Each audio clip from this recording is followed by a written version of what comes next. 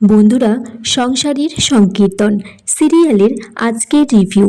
ভাগ্নে মদন বংশীকে বলছে, মামা তোমাকে অসংখ্য অসংখ্য ধন্যবাদ। তোমার দুই ছেলেকে তুমি গোহারার হারিয়ে তুমি আজকে সেরা জামাইয়ের তকমা পেলে। তোমার জন্য তো গর্বে আমার বুকটা একেবারে ফেটে যাচ্ছে। এবার না আমার টাকে চুল গজিয়ে যায়। বংশী তখন বলছে, আমার জন্য ভালো ভালো আম এনে দিয়েছিস বলেই তো আমি আজকে জিততে পেরেছি। ভাগ্নে মদন বলছে, এইটুকু তোমার জন্য যদি না করতে পারি মামা, তাহলে এই বাড়িতে কেন পড়ে আছি। কিন্তু নন্দর কপাল ভালো, ও ভালো শ্বশুর বাড়ি পেয়েছে। এই বাড়ির কোনো ছেলেই শ্বশুর বাড়ি থেকে দামি উপহার কোনোদিনও পায়নি আজ পর্যন্ত। বংশী বলছে মদনকে যে দামি উপহার দিলেই মন বড় হয়ে যায় না। শান্তি সেখানে এসে বংশীকে বলে, আপনার বাবা শ্বশুর আপনাকে ডেকেছে। কেন ডেকেছে বলতে পারবো না। এদিকে মদন বলছে, অমনি যখন অবলাকান্ত বাবুর সুখ্যাতি করা শুরু করলাম, এই শান্তিটা এসে নিয়ে চলে গেল মামাকে।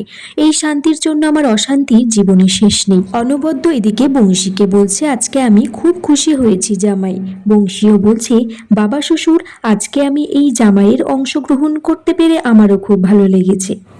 অনবদ্য তারপর বংশীকে বলছে যে, জামাই তুমি যে আমাকে এক ঝুড়ি আম দিয়েছ সেগুলো ভালো মিষ্টি খেতে। বংশী বলছে, বাবা শ্বশুর আপনি সব আম খেয়ে ফেলেছেন?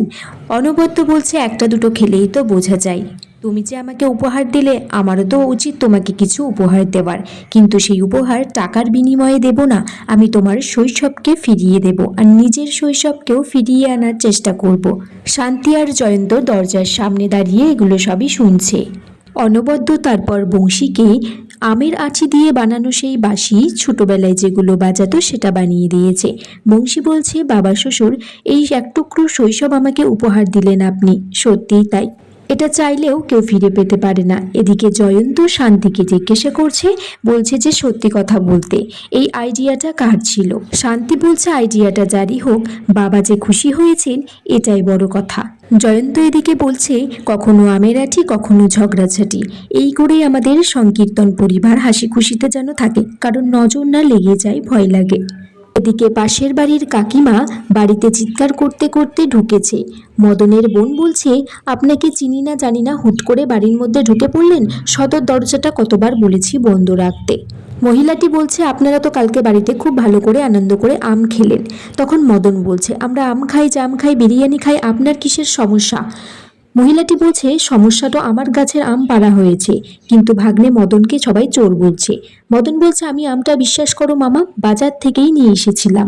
মহিলাটি তখন বলছে, আম মদন পারেনি গাছ থেকে, পেরেছে জয়ন্তর বউ শান্তি। শান্তি তখন বলছে, আমগুলো আমিই পেরেছি, কিন্তু গাছের গোড়া তো আমাদের বাউন্ডারির মধ্যে, আর গাছের ডালপালা আপনাদের দিকে গেছে। নন্দ বলছে, বৌদি তাহলে ভুল কিছু করেনি, আপনার জন্য বরঞ্চ কটা আম বাঁচিয়ে রেখেছে বরঞ্চ। বিএনপিসি কাকিমা বলছে, যেভাবেই হোক আমগুলো আমার ফেরত চাই। তখন শান্তি বলছে, আম তো ফেরত দেব না, কারণ আম তো আমাদের গাছের। আপনি আগে প্রমাণ করুন যে গাছটা আপনাদের, তাহলে আমটা ফিরিয়ে দিতে পারি। মহিলাটি তারপর সেখান থেকে চলে গেলে মদনের মা বলছে, দাদা, জয়ন্তর বউ কিন্তু কাজটা একদমই ঠিক করেনি। বংশী তারপর জানতে চাই, মদন যে আমগুলো নিয়ে এসেছিল সেগুলো কোথায় গেল। শান্তি বলছে, আমগুলো একটু কাঁচা ছিল, তাই মদনদা বোধহয় সরিয়ে রেখেছে। মদনের ফোনে তখন একটা ফোন আসে। মদন সবার আড়াল করে ফোনটা নিয়ে অন্যদিকে চলে যায়। লাবণ্য বলছে, আমি তো এই পাড়ারই মেয়ে, আবার এই পাড়ারই বউ, আম গাছটা সম্পর্কে আমি জানি, কিন্তু বৌদি কি করে জানলো? টুনির মা বলছে, এই রে, এবার বোধহয় তীরটা আমার দিকেই আসতে। বংশী বলছে, তবে একটা কথা আমার বৌমার ভালো লেগেছে, আমার কথাগুলো নাকি বেদ বাক্যের মতো। শান্তি বলছে, এটা শুধু বাইরের লোকের কাছে, কারণ এই বাড়িতে তো আমি যেটা ভুল ভুলকে ভুল বলবো, আর ঠিককে ঠিকই বলবো। বংশী বলছে, তবে বৌমা, তোমার যদি এই গাছের আম ওই গাছের কাঁঠাল ডাব পেরে খেতে ইচ্ছে করে, তবে তুমি এই বাড়িতে না, বাগানে চলে যাও। বংশীর বোন বলছে, জয়ন্ত, তুই ডাক্তার হয়ে কেমন বউ বিয়ে করেছিস, এ তো পুরো গেছো। মদন এদিকে তাড়াহুড়ো করে ব্যাগ নিয়ে বাজারে বেরোচ্ছে, তার বউ পিছন থেকে ডেকেছে। এদিকে শান্তি বলছে, মদনদা কোথায় গেল এখন? মদনকে অনুসরণ করে শান্তি পিছন পিছন গিয়ে দেখে মদন একটা অফিস ঘরে ঢুকে যায়।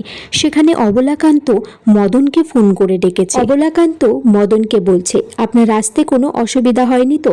আপনার সাথে একটা কথা আছে। জামাই ষষ্ঠীর দিন আপনার মামা তো ওটা দিয়ে ওটা করলেন না। তখন মদন জানতে পারে যে ওই বাইকটা তো আপনার মামা নিতে দিলেন না। মদন তখন বলছে মামা তো ওই রকমই, আসলে মামার অনেক কিছুই আমাদের ভালো লাগে না, খারাপ লাগে কিন্তু বলতে পারি না। অবলাকান্ত বলছে জানি তো, বালি ফেলে আপনার মামাকে খুব ভালো করেই চিনি, আর আপনাকেও খুব ভালো করে চিনি।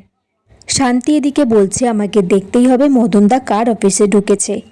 আর এখানেই এই পর্বটা শেষ হয়ে যায় বন্ধুরা। তোমরা কমেন্টস করে জানিও কেমন লেগেছে আজকের পর্বটা।